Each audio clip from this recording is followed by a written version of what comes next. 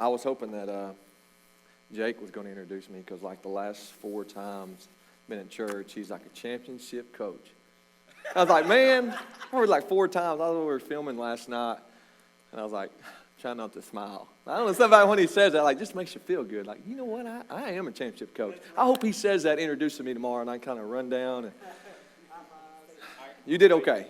You did okay. That's funny. We're also going back into getting our kids after church the other day, and we're talking about, dude, he said, you're a championship coach, man. I was like, dude, that's awesome. He goes, yeah, I've seen you coach. So I was like, dude, the one game you've been to, I lost. The one game you've been to, I lost. And he's like, yeah, but I seen it, though. I see it in you, he said. And that kind of was really good. It resonates a lot with me because, I mean, really, he did come watch me one time and we lost, and he called me championship coach, you know, take that for what it's worth. But he said, but I seen it in you. I see it in you. And we won regionals this past year. I wanted to say a lot of stuff about my team. My wife said, you can't talk about basketball the whole time. I said, the only reason they invited me. They want to hear sports. They don't want to hear it. But we won regionals, and a guy comes out of the stands, and he says, Coach, you don't know me, and I'm not here to cheer for any particular team. I got a chance to watch you coach, and there's something different about you. And I don't know what it is, but I know you're busy, and I'm fixing to go see my family and different stuff. He goes, but I have to ask, what is different about you? And I kind of smiled at him because it's kind of a recurring theme throughout our season. And I said, man, I got the favor of the Lord. And, you know, that's something that we continue to say throughout the whole year. I know it's sports, but, you know, there's life and there's goodness and all of that. And he laughs, he slaps his leg, and he said, man, I knew it. I knew it. So a guy I didn't even know, he's seen it in me.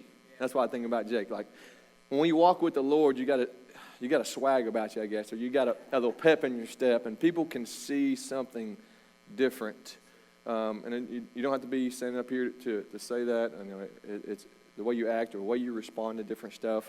And it was just a special moment for me. Just kind of keep solidifying throughout the year of, you know, staying on course and remaining faithful.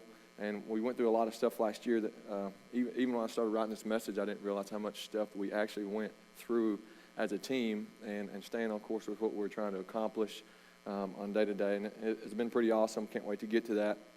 You know, and I get to this, like, there's something different about us when we have Jesus in us, because I think we know we cannot lose.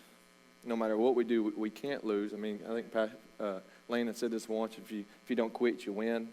You know, with God, we can't lose. He'll never fail us. He never has. Pastor Nate said this scripture a few weeks ago, 1 John 4:4. Greater is he that is in us than he that is in the world. Man, and I kind of lashed onto that one. I know we kind of have our guys that we Marco Polo and say stuff to, and me and Adam have something every morning. It seems like he gives me the same one, and I keep giving him this one, and just kind of putting that he that is greater in us, greater than in the world. And and I think there's a song that's something like sipping on Jesus juice. Have y'all heard that song? Is that a song? I thought y'all never heard that song. I'm gonna anyway. Write that down. Write that down. I was saying that verse, and the first thing that came up was like, man, I've been sipping on Jesus juice. I'm talking about swag. I'm talking about a little pep in my step. And I was like, man, you know what? I got the word in my heart. I mean, are we consistently doing that? Are we taking? I shouldn't say sips of Jesus, but are we putting that word in us consistently? Is that something that we are diving into often? And all this good stuff. And I kind of rambling in through starting a message. Let me pray real quick over this message, and then we'll dive a little bit deeper in what we're doing. God, we're so thankful for today. Thank you for these men. Thank you for the opportunity to get up here and speak. Lord, I pray for this message that you will make it yours. In Jesus' name, amen. All right, second time to speak. I brought a guy with me. He's like, have you ever done this before? When I was getting out, I was like, this is my second time. I don't really know if I didn't do a very good job and they wanted me to try to redeem myself, or if it was just good enough and I could come back and speak. But yeah, we're going to go with the just good enough, and we're going to continue to build on that. Thank you guys for coming on a Thursday night. You know, sometimes showing up is half the battle. Showing up sometimes when we don't feel like it, or it's a Thursday night and it kind of grind to get in here, and I get it. But I do appreciate you guys being here on a Thursday, because Wednesdays, Thursdays, Sundays, repeat with different stuff. And I can kind of relate to this. I serve on the B team, and I sometimes just don't want to show up. I just sometimes just don't want to be here. Nothing other than I just want to go home tonight and rest and relax. But every time I've come here and didn't want to, I never left disappointed. So I get that, and I really do appreciate you guys being here on a Thursday night when you don't have to, taking your time away from your family to be here and to listen to the Word. So showing up, and we have this with basketball. My basketball guys, you'll see me translate a lot of that stuff there. It drives my wife crazy, but it's who I am. When you show up when you don't feel like it, kind of separates the guys that are all in opposed to the guys that are not. And I can relate to that too, obviously your spiritual life and when you're showing up to different places. When you're showing up when things are good, when it feels good, then you will always be just average dude straddling the fence and always looking for kind of purpose in what you're doing until we really jump in with 2 feet and being all in with stuff and showing up on days that we don't feel like it is a big deal. That's when the most growth occurs. That's what makes us different and all-in type of guys. And with my guys, they don't like coming to early morning workouts. They don't like to sometimes going through these grind of practices and all this kind of stuff. But the guys that do are usually the ones that are separating themselves from the people who don't. You see it every year with those type guys of being all in and showing up even when they don't want to. A little bit about me. I'm up here talking, and it's kind of special for me to and an honor for me to be here to be able to speak. But I'm just a regular dude that loves Jesus. Is always trying to be better, and I've fallen short, just like all of us have. But I was able to come to this church, show up to this church, get connected, get plugged in, and surround myself with good people. And that has changed my life. And I think I talked a little bit about that last time. My verse that we use all the time is Proverbs 27:17. Iron sharpens iron as one man sharpens another.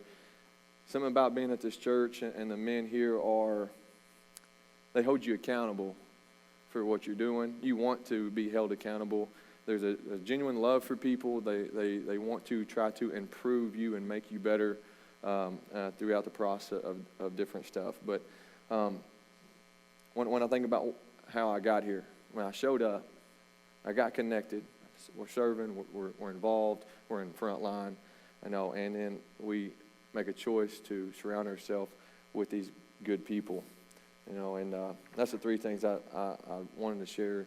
Just sometimes when we're not sure where we're supposed to be and what course we're on and stuff, at some point you just got to show up. You just got to show up, and it'll start rolling from there. Going into a little bit more with my coaching philosophy, it's changed its course over the last 4 or so years. It's hard to stay the course if you really don't know where you're going, and I didn't really know where I was going. I preached to my guys to work hard and do good, but there was no real sense of purpose to what I was doing other than trying to win basketball games. And I'm not saying I'm not trying to win basketball games. The grind is real right now. We're tired of beating up on each other and early morning practice and all this. I have on my notes it's less emphasis on winning.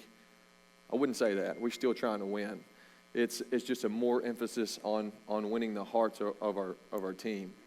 And it's crazy how all that stuff works when you start thinking about changing your course of what you're doing on the court versus what you're trying to do in the hearts of your kids. And you find out real quick that when you end up winning more games and being more successful when you change your priorities and you kind of readjust your sail and you try to remain in faith with what you're doing. And our objective for basketball guys are to create better people in the process of creating better players. We want to continue to create better players and have a culture of winning and be successful, and that's what we're created for, to win and have victory, and not lose sight of what we're trying to do in that process. Because we still work hard, we still train at a high level, we still our expectations are high with what we're doing. And a great motto I have and use a lot is give me your best with the capabilities that you have. Now, I can't ask this guy to do the same thing as this guy because this guy just ain't there yet, but give me your best at your gifts, your capabilities, and then we'll all be happy. I mean, if we're talking about our relationship with God, he wants our best at all times. Give him your best, in every situation, and you can't lose. And we say that. I'm talking to my son, like today, he's fixing to go play in his last baseball game, really. And the only thing that I'm telling him is, have a great time. We expect your best. You know how we all, to your ability. If you're halfway doing things and you got more, then we're upset with him, and he knows it. And I think that's how we should be training our kids. You should be giving me best in everything that you do, to your capability, to the gifts that you have. So I love that part, and I use that a lot. When it comes to Tice, another thing with Tice was, if I'm not coaching and I'm watching my son get coached by somebody else, I can relate a lot more to parents.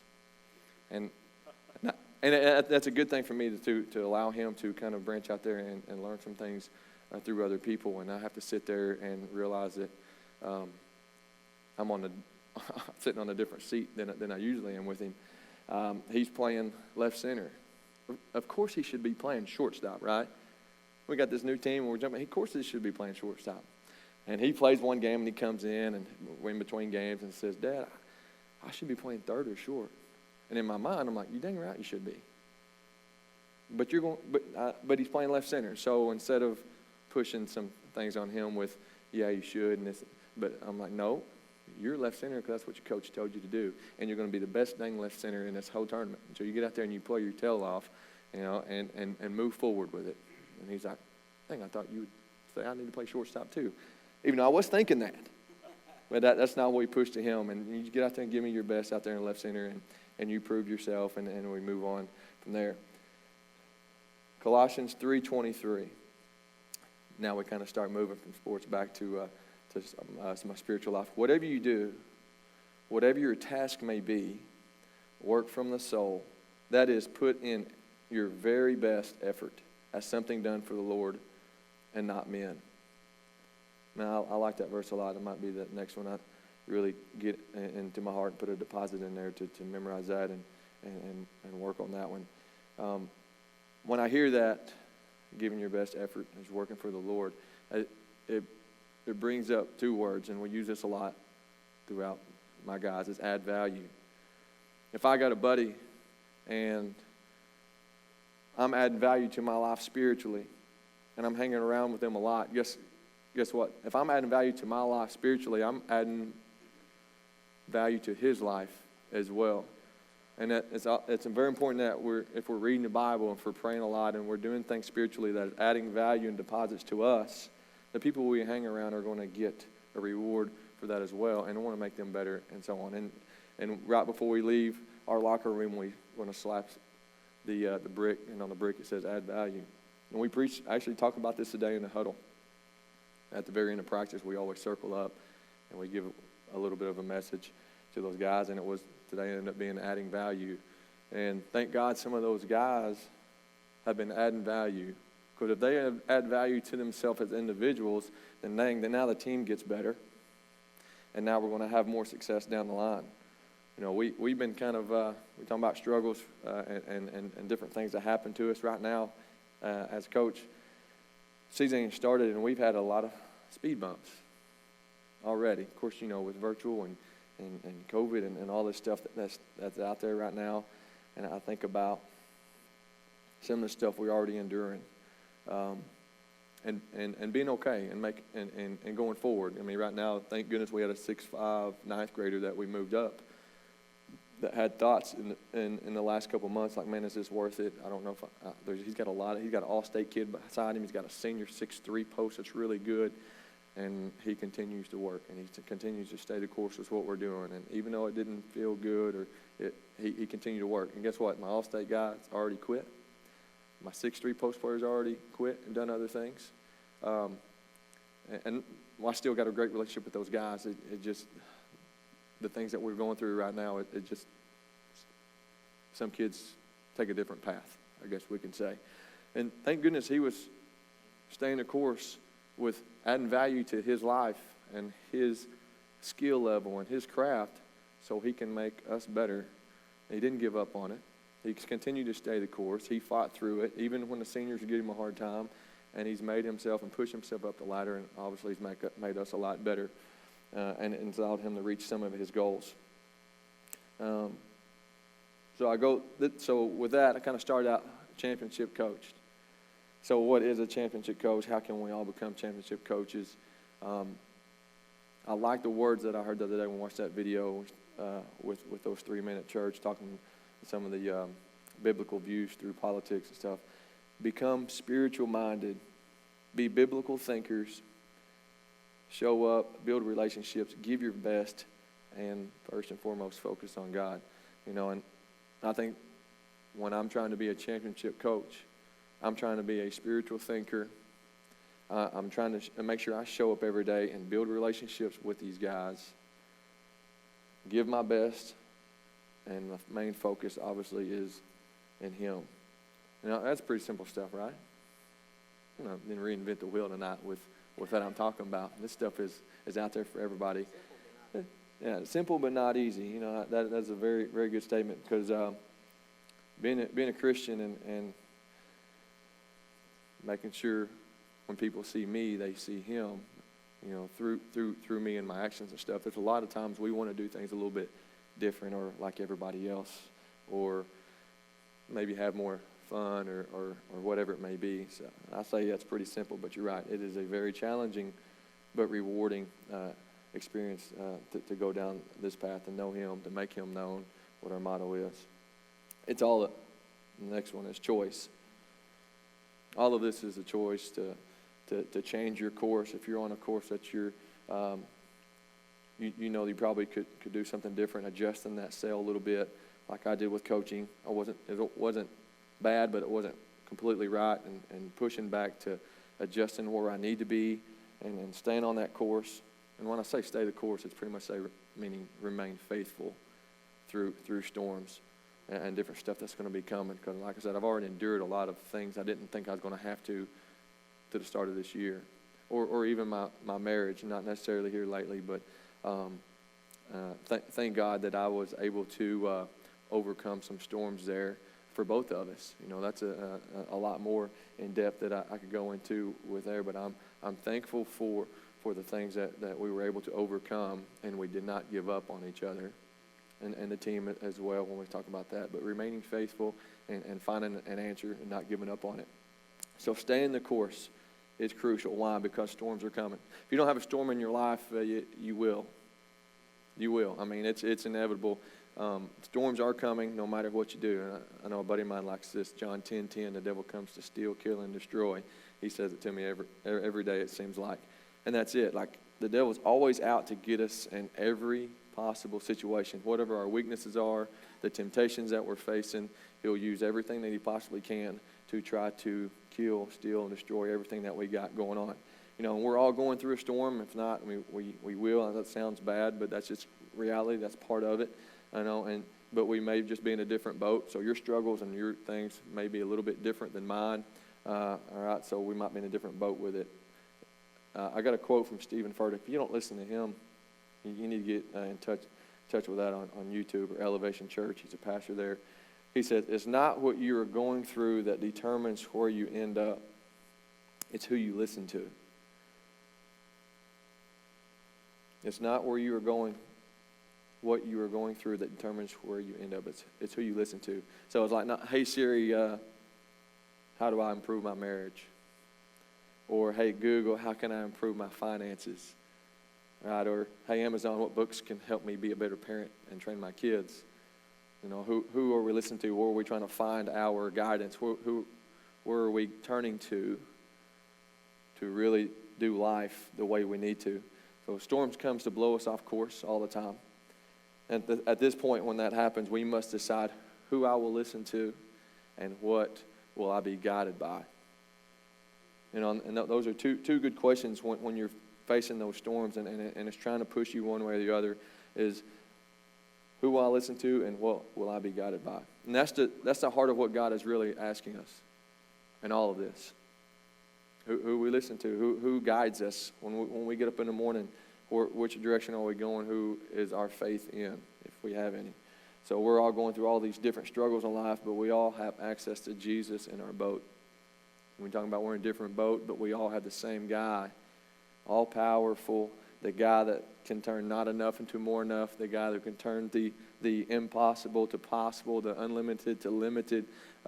There's a guy we have access to and power to when we are through those struggles and through those storms. And this is a verse I've really hung on to, Galatians 6:9.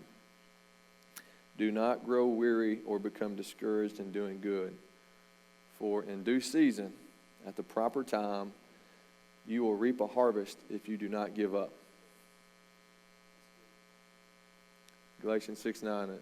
I encourage you to read through that. It kind of changed a lot of things. And, I actually held on to that. That was kind of my season scripture this past year. I know Pastor Nate said a few things on it. But these storms have a success story waiting at the finish line. I've never seen anybody go through a storm and really ride it out and it still be bad. Like there's some reward coming at the end of it. And I think you gave maybe even a message on this, maybe about ants or something here and here. And you're almost there, and then you quit. And you were right there you're just inches away from seeing the reward, the harvest, the things that was coming to you. And right at the last moment, you did not remain faithful in what was going on because it got too hard, the struggle was too much. So I encourage you, when we're going through these storms, to trying to stay the course, remain faithful in what we're doing because you're almost there. The finish line is a success story if you're willing to hold on, listen to God through that process, and remain faithful. When I talk about this verse, in due season, at the proper time, do not give up. I've been coaching. This will be my 15th year of coaching, and my 14th year, I finally won a series of championships. Yeah, I'm not a very good coach. It took me 14 years, okay? I get it. But praise God, 14 years, I could be working on 15 years trying to go through that same thing because there's a lot of things within this season that you just kind of look back and man, the favor of God was written all over us through this process. It was a conference champ, a district champ, and a regional champ, and it always we got a lot of tradition, and that's never been done. We're running all three of those in 1 year. Now, I wasn't a state champion, but still extremely grateful for that time. In the Bible, Jacob, waits for Rachel, for his bride, talks about it in Genesis, for 14 years. Jacob was kind of same boat there, with getting reaping a benefit for 14 years of waiting. Hannah, some of the things that we're reading about, Kara's reading about, she had to wait for her son, Samuel. That's a true story, right? Hannah had to do that, right? She waited and prayed, and it took her time, and a lot of time to end up getting her reward. She didn't quit. She didn't waver from it. She stayed faithful in what she was doing, and she got the reward at the end. So through this discomfort of not giving up in tough times and reaping harvest and God's perfect timing, I think that's an important part. In proper time, in due season, God's perfect timing, things happen to us for a reason if we're not going to give up on what's going on. I'm going to talk a little bit about my season last year. I want to talk a lot about it. Kara kind of said, she read it, and I was like, yeah, you're right, because I shouldn't talk about the season the whole time. Huh? But, man, it was the best season of my life. Obviously, when you win, that's good, but there's something different about the things that we went through. Now, we're a 4 and 5A conference, and we're playing Morrilton and Clarksville, and Harrison's up there, and Farmington's up there, and you're just like, man, every time I have a good team, something seems like it just tries to keep pushing it away. Or every time I have a good team, then this kid kind of moves off. Or something happens where it just kind of knocks it down a few notches, and you're like, dadgummit, always something trying to take it away from us from being really good. But at a senior point guard in May of last year, he was a senior, he tore his ACL. I remember that sickening feeling in my gut when that happened. Billy to go over there and pray over him, and like, God, don't let this happen to me. I know he's hurt, but wow, we're supposed to be good this year. This is a great team. What are we doing? No, it wasn't the prayer, but that's kind of all those emotions come out when you seem like it happens a lot. But a senior that tore his ACL, by the way, this senior ended up being all-conference, all-state, all-star, and all-American valedictorian.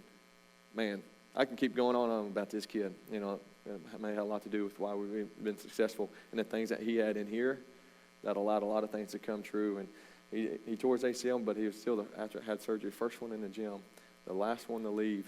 And on one leg he was shooting and working, and just a special young man.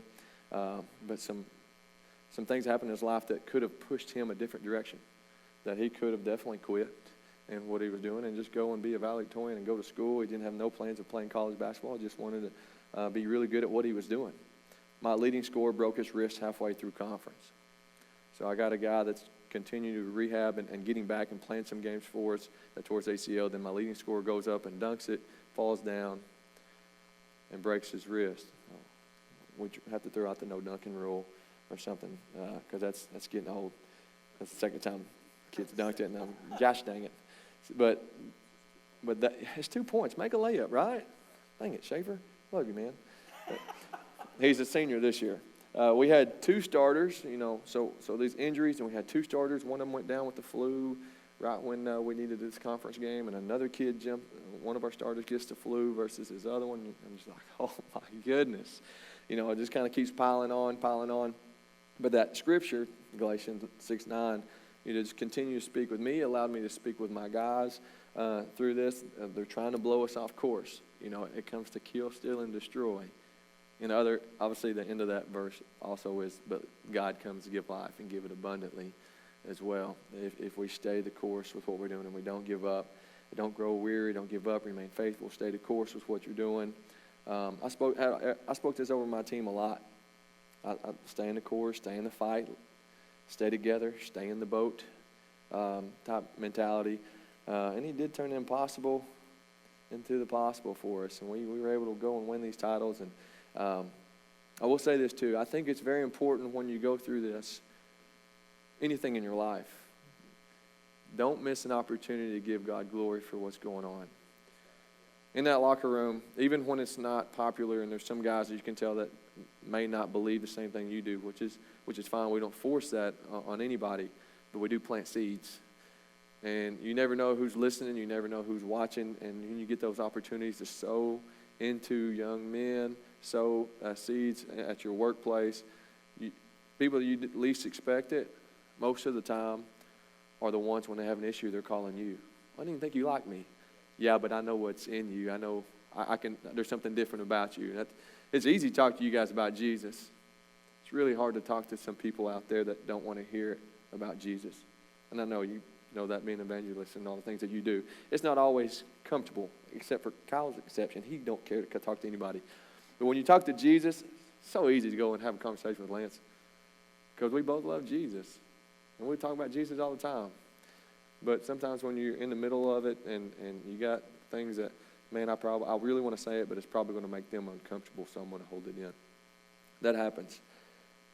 But I told myself, obviously, I was having a conversation with the Lord and said, no matter what happens, I'm going to give you glory. You know, and this is my thing. Does God really care about my basketball team?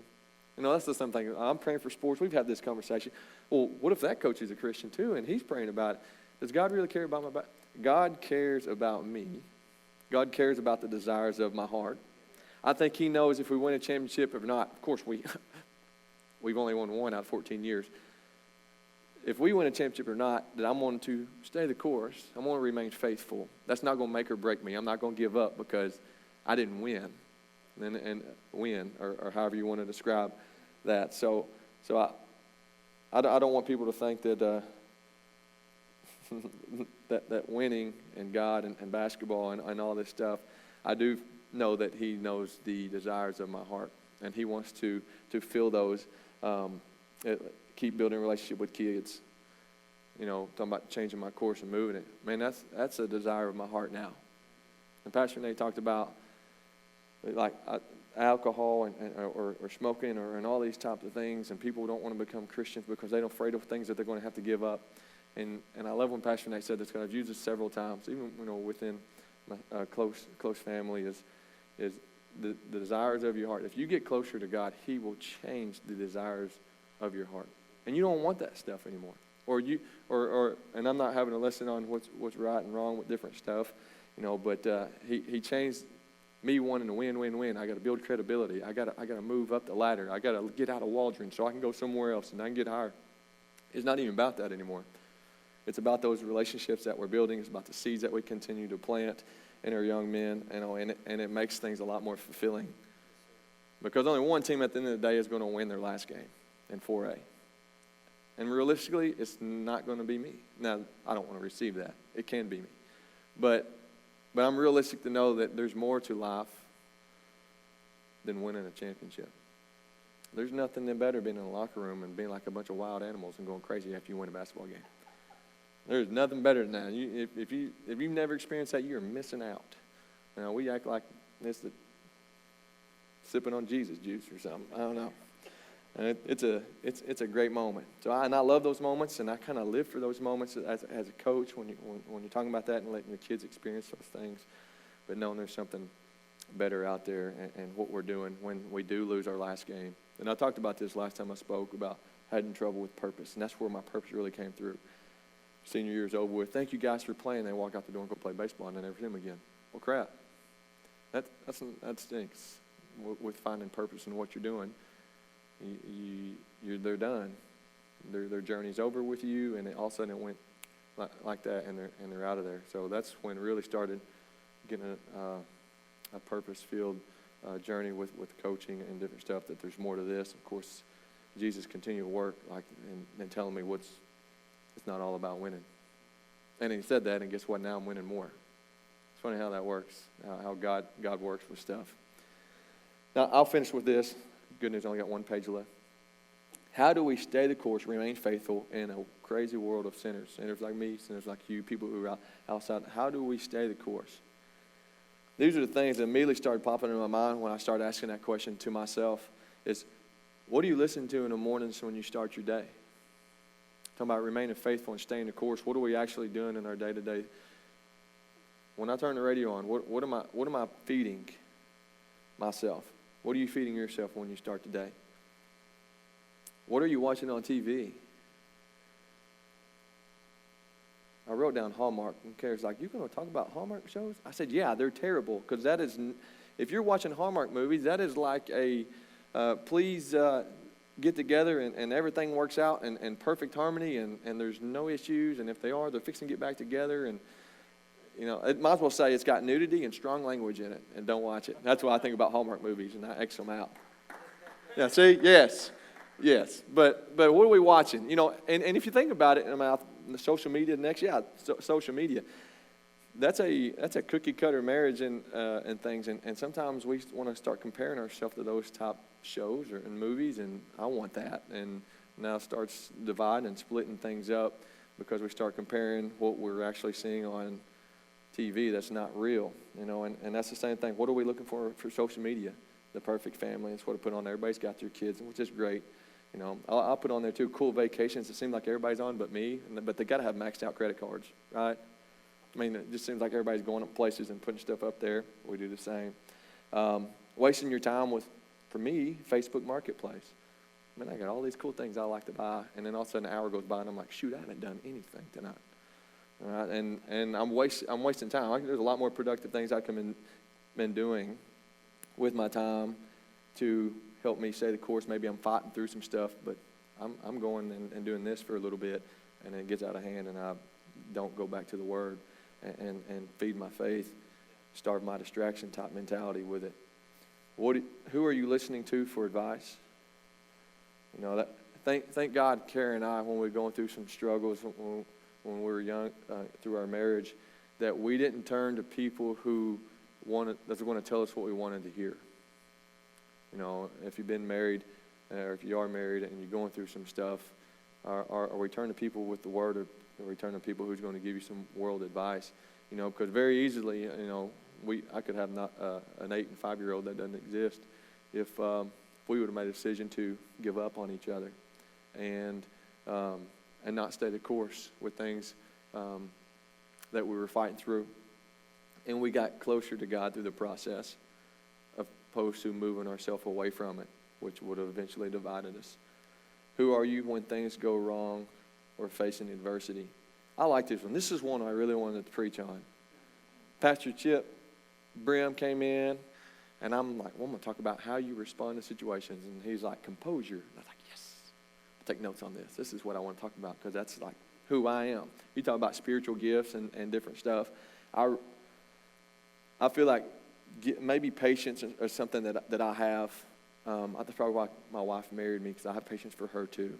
How do you respond to a situation? I have the one of the most biggest spiritual influence in my life asked me a question about 3 months ago, sometime in the summertime. And they said, how do you respond the way you respond? Because we have a hard time responding that way. And it seems like you just have a way with that. I don't know exactly how she worded it. And I answered it wrong. I said, you know what? I'm just wired that way. I just how I'm wired, I feel like. And immediately, I was like, that's wrong. That's wrong. And then later on, I was telling Carrie, she goes, you need to call and tell them that if that's convicting you that much to change. And I was like, you know what? You know that question you asked me? I respond the way I respond to people who may be negative or don't like me or in a way that I do because I have deposited that. That is something that I'm very intentional about because it's in the Word to do, and I want blessings for my family. I want rewards for my family, and I'm not going to block those blessings that's coming into my life because how I respond to this situation says who I am. Who I am. And I do, and that's the main reason. That may be how I'm wired or whatever, but at the end of the day, I'm very intentional on how I respond to people. When somebody says something to me, Coach, I quit, my mom and dad don't like you, whatever it is, and grabbing them and being able to say, you know what, I love you, man. Guys that you count on and say something in the gym, and I love your mom and dad, and I wish you the best, and I'm going to send you a text message tomorrow and tell you I love you again. And even though it hurts, and it don't feel good, and I needed you, and you walk away, and you're able to handle the situation, or your boss. And I had this happen to me a couple years ago that you don't agree with, and it's really hurting. And you say, and I learned this from Chip Brim when he used to get online and check stuff out, Landon directed me toward him, was love them anyways, bless them anyways. When somebody hurts you or somebody does you wrong, if you're able to say, God bless them. And a lot of people are like, why would I say that? The world would say, why would I say that? Screw them. You know what they did to me? I don't want anything to do with them. Matter of fact, I'm not even going to talk to them anymore. And I have conversations that is just constant with that part of my life. And that's, like I said, that's something I really wanted to get in depth with and preach about, and ended up changing, obviously. Something else was put on my heart to talk about. But that was something that's dear to me on how you respond to a negative situation. You know, actually, I got two places, one in my office when you walk in the door and one in there, and it talks about leadership. And Martin Luther King says this, the measure of a man is not who you are in comfort and convenience, but who you are in conflict and challenge and controversy. That is the measure of who you are. And that's the main goal when I talk about my basketball team. It's what I'm trying to accomplish. I'm in the locker room last year. I'm in a huddle almost every week. And Dardanelle, we're out there, and I've never played in a place like this before that's so packed up and people are, it was amazing. And I'm having a conversation about we have to respond the right way. The team that loses this game, because both teams are really good, are the team who can't keep it together when things get tough. That's when we lose. And sure enough, it was late fourth quarter, and it was a battle. And we make a bucket, and a kid slams the ball down, and it gets a technical foul on the other team. And then the coach gets a technical foul. And then the next coach gets a technical foul. And all of a sudden, we're like, man, trying to fight for our life now. We're up 10 points right now. And we're doing good now. We're rolling. We're up 12, 14 points. They start pressing and get it down to about 6. I'm like, thank God they freaked out. Right? Thank God they didn't respond the way they needed to stay in this game and stay the course and overcome some of that adversity or that bad call and put themselves back in a situation where they could win. And we preach that a lot to my guys, our ability to respond in a positive way when things are not going your way. Now, I have to say this because I'm not doing right if I don't. Because I feel like sometimes I do this when I speak and look what I've done and all this stuff. Of course, I did say I was a bad coach. I only got one championship 14 years. But I call this the softball setback. We're playing softball in the men's league. Yeah, I'm old, and I still like to compete. And we're out in Branson probably 3 weeks ago, so this is very recent. And we're winning. We're fixing to go to the championship game, and we're beating this team. And the game's over. You know what you do? You can waste time. You can throw a pitch and then kind of wait, and then you're like, oh, man, we should not have beat this. This is a C team. We're a D team. I don't really know what that means, but they're really good, and we're not as good, but good. And then we've got them. We're winning. Game over.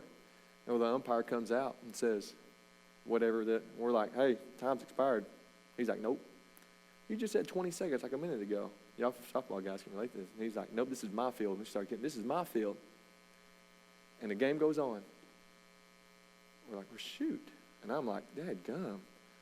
This team picked me up, by the way, and I was like trying to prove myself too. So that had a little bit to do too. So I was like, no, we won. We won. And then the game's over with, and how it ended, they hit a couple bombs. They got to play another inning, and they smoked us, and they won. So we went from going to the finals to win it to we got third. And we're up in the bleachers. And I said this to myself. I'm walking up, and I went over. I said, what would Jesus do? My exact words to myself, what would Jesus do? Then I screamed. I said, you're a cheater! From the top. And then people were like this. I'm like, he's a cheater. And I was like, dude, what are you doing? You're the respond king over here, man. You don't do stuff like that. So I definitely have to throw that in there because that's exactly what I pretty much said to the guy is you're a cheater. I couldn't hold it in. What's it matter? It's men's league softball. Good grief, right? You get caught up in a moment, you're a competitor, and you want to win, and I want to give my best, right? And I was like, dude, you're a cheater. And I'm trying to call him out, and finally I'm like, Kara, let's go. I'm an idiot. Call your mom and dad, tell them how I responded. But yeah. So that I had to throw that in there because sometimes I give you all the good stuff and let you know too I am human with those things, and I didn't respond the right way. Uncharacteristic of me, but I did it. So there you go. All right, then I got the last one I have right here. I really like this one. I want to start out with it. What are you doing on days you don't go to church? How do we stay the course in this crazy world of sinners? How do we remain faithful? What are you doing on days you don't go to church? In Luke 10:2, I had this on my practice plan for about 2 years. The harvest is plentiful, but the laborers are few. I say this to my guys, obviously. Imagine that. On Tuesday, Fridays, when the lights are on, my guys are ready. There ain't no doctor's appointment or dentist appointments on Tuesday and Friday nights. Why? Because the lights are on and we're ready to play. Right? We'll do that tomorrow when we're supposed to practice. Because it's not as a big a priority to some on other days of the grind and the hard stuff and the real life stuff that we try to face. So I go back to Christians, I know on Wednesdays and Sundays, we're ready for that harvest to be flowing through us. We're here. But this is a priority on other days of the week when I think the real life starts with beyond these walls. Who are we when we leave this church? And it talks about application, the action of putting something in operation. So we leave this church, a real life, the test of life begins. Are we laborers for the Lord when the light's not necessarily on? Of course, for the Lord, the light always needs to stay on with Him. And I even got Matt and Kyle's name written down because these evangelists have an awesome calling on them. I mean, just when they leave here, there's no doubt that the light's still on with those guys, and they prove that day after day with stuff. And obviously, I can say a lot about the men in this church that do that, but they're the real championship coaches. I put CC because it helps me not have to write so long. But the real championship coaches are those guys. Those guys that are putting in time and letting people see Jesus in them and through them not just on Wednesdays and Sundays. And that's how you're able to stay the course and remain faithful through stuff, because you're consistent. In your consistency lies the power, in what we do. And when we're consistent with stuff and you get stuff in you all the time, and all of a sudden it becomes a habit. And I got all these verses and stuff that I'm spitting out. What was it, 2 years ago we started that thing with memorizing verses and getting those deposits in us and stuff. And man, it's funny when something comes up, I'm like, man, Romans 8:28. Oh man, 22:6, train up child. I mean, just some cool stuff that it was consistent. We were consistent. We were here. We showed up, even maybe when we didn't want to, and we were working to prepare our hearts and work on our hearts to become better. Better for God, and better for my wife, and better for my kids. And I want to train them and teach them the right way. I don't want to miss the mark, and 2 or 3 years later, I'm like, dang it, I should have done it different. You don't get that time back. So obviously that's something that's worked on me. I'll leave with this. We're going to listen to a song, and this song that we're going to listen to finish up is something that I listen to probably every road trip. I listened to it this morning. It's one of those peace, comfort things, something that, and that's what I think when I say, what do you listen to in the mornings? Man, I got that thing on K-Love, and I'm trying to start my day out with Jesus. When I driving, my kids drive me crazy in the back seat, and trying to clean my truck, and honey buns everywhere. And had to turn on K-Love and listen to some victory music to get my day rolling. And I walk in that door in the gym, and there's always kids come out and put on a smile and say, hey man, be great today. And that's kind of our word to those guys when we say, hey, be great today, have a great day, be great today, win the day, whatever it may be. All right, so I'll leave you with this. Show up, get plugged in, surround yourself with godly people. That's the first three things I say. All those three things are choices. Nobody can make that choice but yourself. Change your course. If you're on a good course, stay with it. But if you're not, change your course. Set yourself somewhere else where you know that's right, and stay that course and remain faithful. Because in due time, in the proper time, you'll have a reward for that. There's a harvest for those things. So that's all I got. I hope you guys enjoyed it. I'm very thankful for the opportunity to be standing up here and giving my heart to you guys about what I'm about and what I do, and still trying to live for Jesus. And I said this a lot. One said this last time I was here. Man, you don't have to keep saying that you're not a very good person, or you wasn't a very good person, or whatever it was. But I just, I'm a human being, and I got the same struggles everybody else does every day of trying to do right and make the right decisions that I've got in here, and letting people see that through me. So if you didn't write this down, make sure you write this up on some Jesus juice this week. So, I don't know where that came from, but I'm going to use it. And then Carol will be like, you're an idiot. And then I laugh and go on, and it's what it is. So, yeah, this song, love it. If you haven't heard it, and it's something I can just get in peace with and get quiet and just serve God and worship Him and be thankful for everything. And be looking out for the hillbillies. I can't tell you where we're headed, but we're going to go somewhere, and we're going to continue to preach the same things to those guys. We were in championships this year. Amen to that. And if we don't, amen to that too. We'll figure it out. We'll keep moving forward. We'll stay the course and keep loving on our youth and our young kids. Thank you, guys.